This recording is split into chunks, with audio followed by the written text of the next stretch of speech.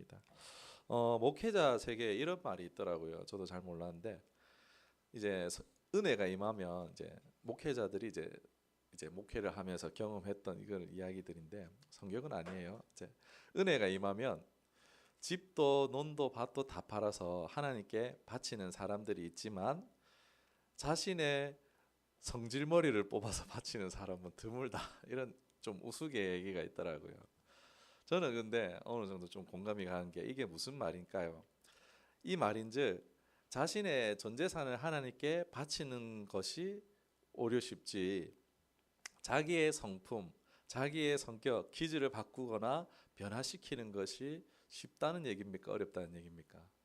더 어렵다는 얘기죠. 전 재산 갖다 바치는 것보다 자기 성품을 바꾸는 것이 하나님의 성품으로 이렇게 변하는 것이 더 어렵다고 얘기하는 것 같아서 그래 맞다 약간 그런 생각이 들었습니다. 여러분 좋은 신앙하면 어떤 신앙이겠습니까? 보이는 곳에서 열심히 하고 잘하는 그 신앙이 좋은 신앙이겠습니까? 이제 우리 그런 일들 많았잖아요. 이제 저 사람 어느 교회 장로라더라. 이제 한 표 찍어 주십시오. 막 이런 일들 많았잖아요. 그런데 까보면은 이제 여기까지만 하겠습니다. 아무튼 좋은 신앙은 무엇입니까? 전 재산을 하나님 위해서 드린 사람일까요? 그것도 좋은 신앙이라 할 수 있겠죠. 그러나 오늘 말씀드린 것은 바로 하나님의 성품, 예수 그리스도의 성품을 닮은 신앙이 정말 좋은 신앙인 줄 믿습니다. 아멘. 뭐 전재산 드리는 것도 좋죠. 그것도 너무 감사합니다. 사람 기분 감정에 따라서 사실 일시적인 그런 결단을 내릴 수도 있어요. 사도행전에 보면 어떻습니까? 아나니아와 삽비라가 그랬죠. 그런데 어느 순간에 아까웠는지 절반은 숨기고 성령을 속이려고 거짓말을 했다가 망한 경우가 아나니아와 삽비라의 이야기가 사도행전에 나오고 있습니다. 얼마든지 우리는요 행위로서 신앙을 나타내 보이려고 할 수 있지만 그러나 정말 중요한 신앙은 내면의 신앙, 우리의 성품에 변하는 신앙이라는 것입니다. 우리 신앙에서 이제 뭘 했는지도 중요하지만 우리가 예수님의 성품을 닮아가는 그것이 좋은 신앙이고 그리할 때에 어떻게 해요? 내 내면이 바뀌었기 때문에 그런 이제 행위적인 부분들은 따라오겠지요. 여러분 근데 정말 사람의 성격, 기질, 성품 이거 타고난 걸로 우리 생각하고 있잖아요. 바뀌지 않는 것이라고 생각이 그런 것이 강합니다. 그리고 평생 우리 경험해 보잖아요. 해봐도 아이고 뭐 내 한번 바꿔보려고 했는데 이 게으름 진짜 안 바뀐다. 뭐 평생 매해 이제 2024년 되면 또 하겠죠. 다이어트 결단하고 근데 이 게으른 성품 이런 거 안 바뀌고 막 그렇잖아요. 평생 이제 매년 경험하다 보니까 아 얘가 안 바뀌는 거야라는 그런 생각이 우리 안에 좀 강할지도 모를 것 같아요. 그러나 그것을 가능하게 하는 이유가 있습니다. 신앙 안에서 그것을 가능하게 하는 이유가 바로 우리 구주 예수 그리스도의 십자가입니다. 갈라디아에서의 말씀을 보면은 24절에 오늘 우리 읽었죠. 이제 읽은 말씀에 잘 보면은 그리스도 예수의 사람들은 육체와 함께 그 정욕과 탐심을 십자가에 못 박았느니라. 육체의 소욕이에요. 내 어떻게 보면은 내 기질, 내 뭐 이런 성품 이런 부분도 어떻게 보면 육체의 부분입니다. 그러나 그것을 내 옛사람, 내 옛자를 누구요? 예수 그리스도의 십자가에 함께 못 박혀 죽으면은 그리고 그 주님의 부활하심으로 다시 살게 될 때에 나는 새로운 피조물로 변화되는 것이 가능한 줄 믿습니다. 이것이 신앙에 있어요. 성격 못 바꾸는 게 아니고 내가 하려니까 못 바꾸는 거고 그러나 내가 죽었다 살면은 여러분 생각해 보시오. 죽었다가 새로 사는 인생이 됐어요. 그러면은 우리 이제 요즘에 이제 드라마도 보면은 이제 새로운 이제 그 뭐죠 환생 뭐 이런 이야기들 있잖아요. 내가 과거의 기억을 가지고 다시 살아가지고 내 이전처럼 살지 않아야지 막 이래가지고 막 1인 세계 1인자가 되어지고 막 이런 이야기들도 나오잖아요. 그런 것처럼 우리가 새로 태어나면 어떻게 되겠습니까? 새로 태어나면 옛사람은 잊어버리겠죠. 그런 것처럼 우리가 예수 그리스도와 함께 십자가에 못 박혀 죽을 때에 우리의 성품도 옛사람도 바뀌는 것이 능히 가능한 줄 믿습니다. 그렇다고 이게 하루아침에 되느냐? 그거는 이제 아니죠. 성경에 뭐라고 말하고 있습니까? 성령의 열매, 이제 좋은 성품들이죠. 사랑과 희락과 화평과 오래 참음과 자비와 양선과 충성과 온유와 절제. 너무 좋은 성품들이잖아요. 그런데 이것을 말할 때에 성령의 선물이라고 말하지 않아요. 성령의 은사라고 말하지 않습니다. 열매라고 말하고 있습니다. 열매. 열매는 하루아침에 맺히는 게 아니잖아요. 열매라고 생각했을 때는 선물과는 느낌이 다릅니다. 은사와는 전혀 느낌이 달라요. 은사도 구원도 값없는 선물입니다. 그러나 이거 받을 자격이 없는 사람들에게 거저 주시는 선물인데, 성품만큼은요 선물로 주시지 않는 거예요. 선물이 아니에요. 열매라고 말하고 있어요. 여러분, 상품으로 팔 만한 열매를 맺기 위해서는 어떻게 해야 됩니까? 농부의 관심과 노력과 더불어서 이제 날씨의 도움이 필요하죠. 뭐 자연 스스로 열매 맺는 것도 있지만 상품으로 팔려고 친다면은 그냥 이제 산에 있던 거 그냥 따다가 팔지를 못하죠. 뭐 밤 같은 거는 그래 가능하겠지만, 이제 뭐 사과, 배, 포도 뭐 이런 것들은 열매가 실해야 되잖아요. 판매하는 그런 등급의 열매 생각하자면은 농부의 수고가 필요하다는 거예요. 좋은 신앙의 성품은요, 바로 선물처럼 주어지는 것이 아니라 농부의 이런 관심과 노력이 필요하듯이 우리의 수고도 또 하나님의 도우심이 함께 필요한 줄 믿습니다. 저는 이것을요 이렇게 표현합니다. 파트너십. 저는 함께하는 거. 하나님이 주도적으로 하는 것도 아니고 내가 주도적으로 또 하는 것도 아니고, 어떻게 해요? 파트너가 어떻습니까? 손을 잡고 같이 파트너로 이렇게 하잖아요. 저는 이것이 이제 성령님이 조금 더 앞서서 우리를 인도하시긴 하지만 약간 이런 느낌이죠. 두 사람이 걸어가면은 한 사람이 이제 잡고 손을 잡고 뒤에서 따라오는 이런 느낌. 그러니까 성령님의 그 손에 잡혀서 우리가 함께 같이 걸어가는 파트너십이다라고 말씀드리고 싶어요. 예수님의 포도나무 비유에서도 다뤘지만 제목이 그때 붙어만 있어도라는 제목으로 말씀을 나눴는데, 붙어만 있어도 우리 삶 가운데에 열매 맺습니다라고 말씀드렸죠. 그런데 예수님께 잘 붙어 있는 건 누가 해야 되죠? 나 안 할 거야 막 이제 우리 하원이가 막 손잡고 걸어가려 그러면 이제 막 아빠 좋다고 할 때는 언제고 막 이제는 나 안 할 거야 이러면서 막 손 빼고 막 일 꺾고 막 난리 납니다. 예, 잘 붙어 있는 건요 우리의 몫이에요. 예수님께 잘 붙어 있는 거 우리의 몫이에요. 나 안 할 거야 이러면은 곤란하다는 거죠. 오늘 우리가 예배도 오고 했지만 우리가 늘 성령 하나님과 동행할 수 있는 저 여러분 되기를 주님의 축원합니다. 이건 뭐 행위의 열매는 아닙니다. 그렇다고 막 노력으로 해서 되는 것도 아니고 일시적인 것도 아니고, 진정한 변화, 속사람의 변화는요 바로 우리 성령 하나님과 붙어 있음으로 말미암아 그 열매가 나타나는 거예요. 내가 붙어 있을 때에 포도나무에 가지가 붙어 있어야 열매 맺는 것처럼, 크던 작던 정말 그리스도인이라면요 크던 작던 뭐 이제 사랑의 원자탄, 우리 그런 목사님들처럼 큰 열매 맺는 사람도 있겠죠. 그런데 꼭 그런 열매는 아니더라도 여러분 붙어 있으면 열매 맺잖아요. 가지가 붙어 있으면. 그런 것처럼 크던 작던 우리의 삶 가운데에 이러한 사랑과 희락과 화평과 오래 참음과 자비와 양선과 충성과 온유와 절제와 같은 열매들이 나타나는 줄로 믿습니다. 그런 열매가 있을 때 나는 나조차도 사랑하지 못하는 사람이었는데 뭔가 사랑하고 있고, 내 인내심 진짜 없었던 사람인데 인내하고 있고 참아주고 기다려주고 있을 때 기뻐하시기를 원합니다. 내 안에 성령으로 말미암는 성령의 열매가 맺어가는 줄 믿습니다. 네. 성령의 열매, 오늘 그 첫 번째가 사랑입니다. 이 열매는요 헬라어로 이제 이 열매를 이제 헬라어로 카르포스라고 하는데 단수예요, 단수. 그러니까 이 열매가 사실 개별의 열매가 아니라 모두가 통일되어진 하나의 열매라고 할 수가 있어요.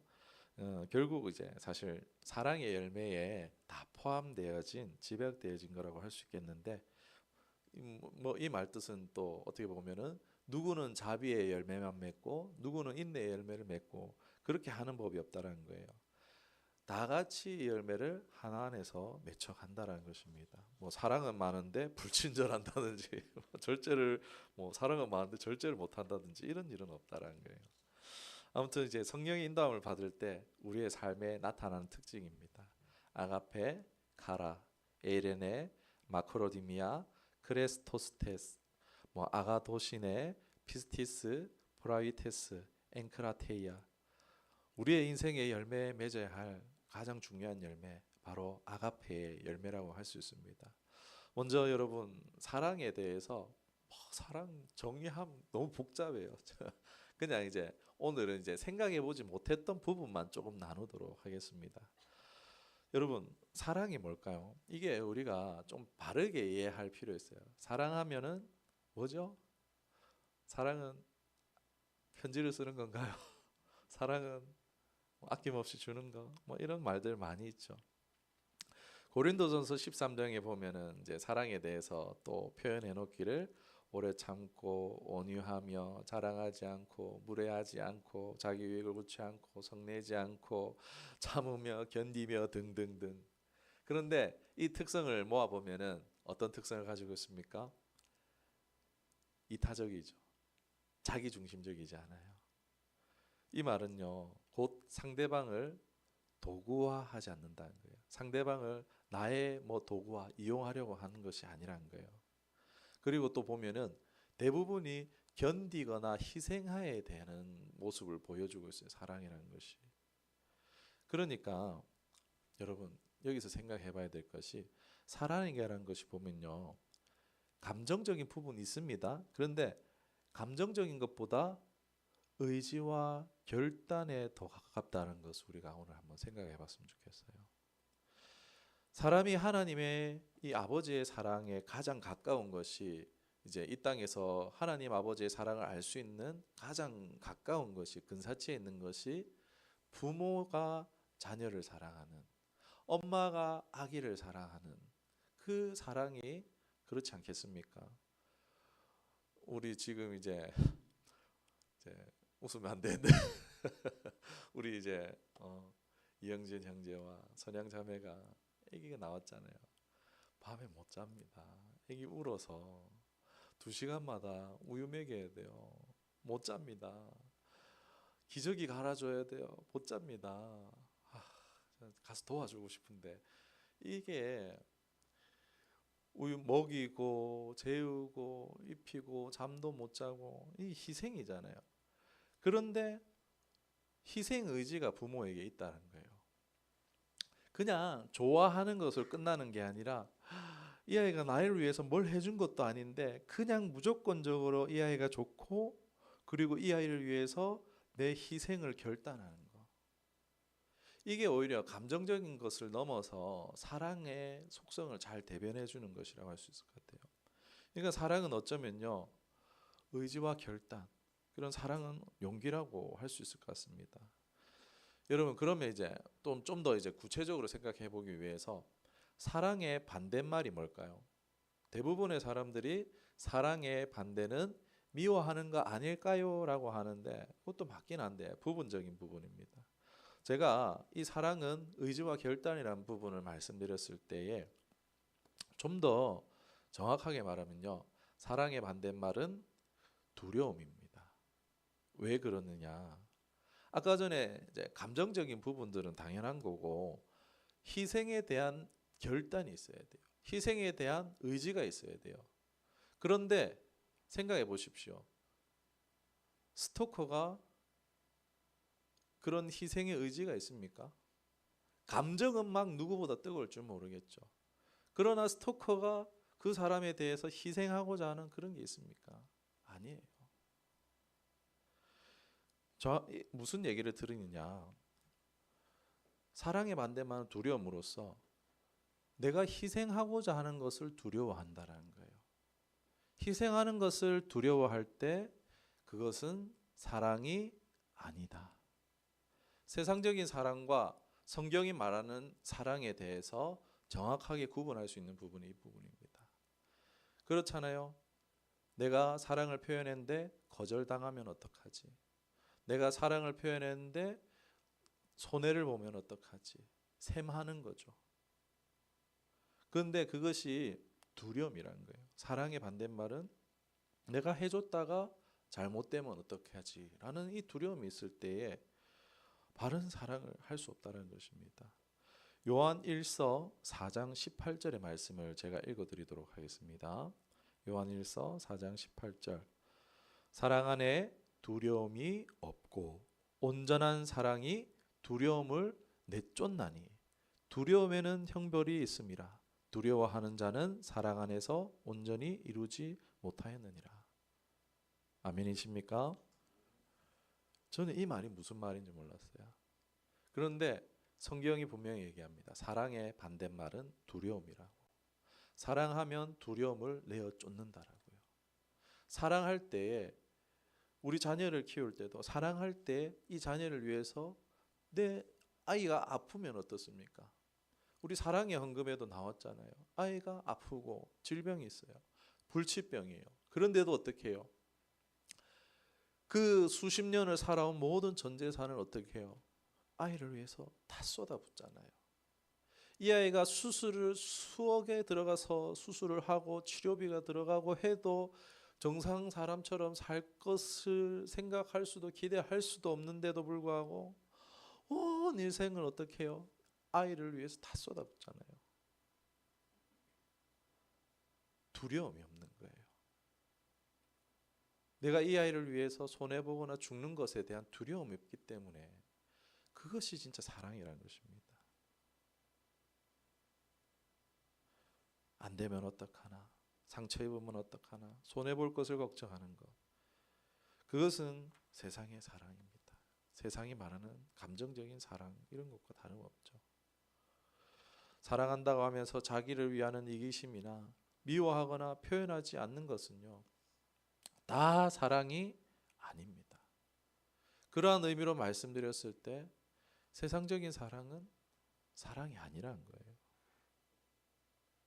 조건 없이 보상 없이 대가 없어도 내 사랑하는 이가 살아있는 것, 함께하는 것, 그게 얼마나 고맙고 감사합니까? 현실이 얼마나 어렵습니까? 어지럽고 힘겹죠. 그럼에도 버티며 살아가고 있잖아요. 그게 얼마나 고맙습니까? 우리 여기에 자녀들이 이제 많이 큰 자녀들이긴 하지만 살아가줘서 고마워. 예찬아 혜성아 살아가줘서 고마워. 이 험한 세상 고맙잖아요. 이 사랑은요 감정도 있지만 바로 의지와 결단에 가깝다는 것입니다. 사랑의 반대는 미움이 아닌 두려움이라는 것입니다. 그런 사랑의 원형이 누구입니까? 하나님이잖아요. 우리 하나님. 조건 있습니까? 저는 아직도 이해가 안 됩니다. 제가 왜 사랑받고 있는지 이해가 안 돼요. 정말 아내한테 자주 하는 얘기가 그래요.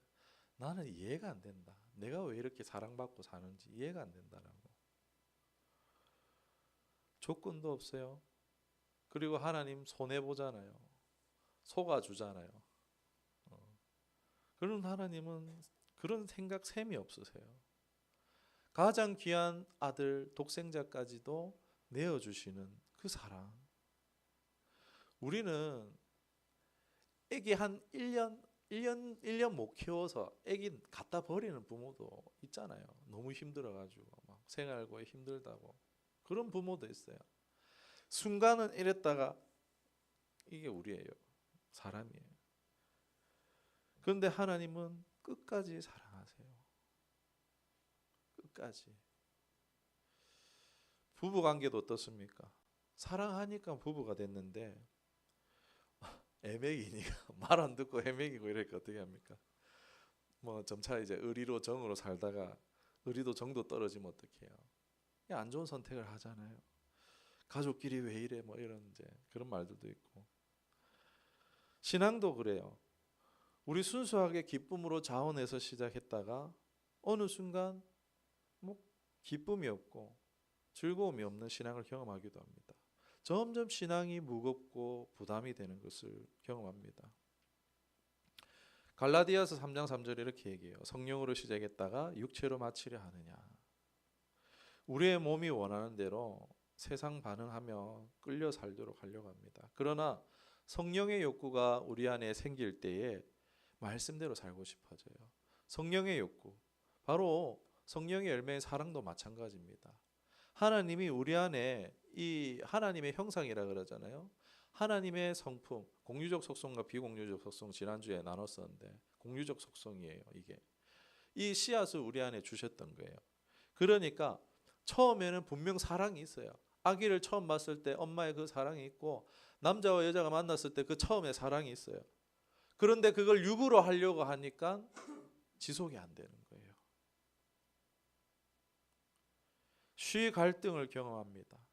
사랑이란 것도 하나님의 그 씨앗이 우리 안에 있으니까 했던 것인데, 우리가 하나님과의 관계가 바르지 않을 때에, 하나님과 우리가 붙어 있지 않을 때 이게 지속되지 않는다는 거예요. 속성이란 것은요, 이제 자석이 철가루를 끌어당기는 그것을 자성이라 하잖아요. 그것이 자석의 속성이잖아요. 그런 것처럼 사랑의 속성을 가지고 우리는 사랑을 합니다. 그런데 자석이 아닌 물체가 자석에 닿여 있는 동안 어떻습니까? 이게 만약에 자석이고 여기 피크가 있는데 이게 자석이고 이게 피크야. 철이라고 생각해 봅시다. 이게 탁 하면은 처음에는 이제 붙어 있으면 어떻습니까? 얘가 어떻게 해요? 이런데 붙잖아요. 자석에 연결되어 있으니까 붙잖아요. 그런데 이 자석과 이게 떨어져 버리면은 얘가 딴 데 이렇게 붙겠습니까? 안 붙잖아요. 자석에 붙어 있어야지 자성이 돌아서 이런 데 붙을 수 있겠지만, 그러나 그 자석에서 얘가 떨어져 나오면은 자성이 잠깐 있을 수는 있지만 그 자성을 점점 잃어서 떨어지는 것과 마찬가지입니다. 하나님은 사랑이세요. 사랑의 원형이세요. 그런데 우리가 그 하나님 사랑의 원형에서 떨어졌을 때에 자석에서 떨어진 자성을 잃어버린 존재처럼 되고 만다라는 것입니다. 자석이 아닌데 자석처럼 되려면 어떻게 해야 될까요? 아니면 굉장히 강력한 엄청난 자성이 강한 자석에다가 붙여놓으면 어떻게 되죠? 일시적으로라도 이제 자성이 생기죠. 우리 예전에 초등학교에 그런 실험 해봤는지 모르겠어요. 물 위에 스티로폼 띄워놓고 거기다가 자석에 갖다 댄 이제 시침핀 같은 거를 딱 스티로폼 위에 올려놓으면 어떻게 됩니까? 이제 북극 남부로 이렇게 해서 막 돌아가잖아요. 그런 것처럼 막 자석 이렇게 막 수저 위에 돌리면 이제 자석 따라서 뱅글뱅글 돌고, 그런 것처럼 한 방향을 향하게 되는 것을 우리가 학교에서 배웠어요. 우리도 마찬가지입니다. 우리가 이 열매를 맺고 정말 사랑하며 살기 위해서는요, 하나님께 늘 붙어 있어야 되는 줄 믿습니다. 또한 정말 강력한, 그냥 예배 와서 좋아 하나님 사랑해요 이 정도가 아니고, 하나님 우주보다 크신 분이잖아요. 누구는 이렇게 표현해요. 하나님 사랑을 경험해봤냐고. 하나님의 사랑은 저 길에 25톤 덤프 트럭이 달려와서 부딪히는 것보다 더 큰 충격이라고. 그 큰 하나님의 사랑을 경험해봤냐고 이렇게 말하시는 분도 있어요. 정말 그런 하나님의 강력한 사랑을 경험해볼 때 어떻게 되겠습니까? 자석이 아닌데 자성을 띠게 되는 것처럼, 우리가 그 하나님의 사랑에 붙어 있든지 그 강력한 사랑을 경험할 때에 우리 삶 가운데에 사랑이, 하나님의 성품이 우리를 통해서 드러나고 나타나게 될 줄 믿습니다. 여러분, 내가 어떻게 나와 관계없는 사람들, 나를 아프게 하는 사람들 사랑할 수 있겠습니까? 두렵잖아요. 나한테 오히려 계속 해를 끼칠까 봐. 그런데 생각해 보면 내 안에 하나님의 사랑이 어떻습니까? 나 같은 사람도 용서하고 기다려주고 사랑하시고 참아주시는 그 하나님을 경험하고 그 사랑이 내 안에 있는데 또한 못할 것이 무엇이겠습니까? 포도나무 비유에서도 열매 없으면 내어버린다 그랬잖아요. 그 열매는 업적이 아니에요.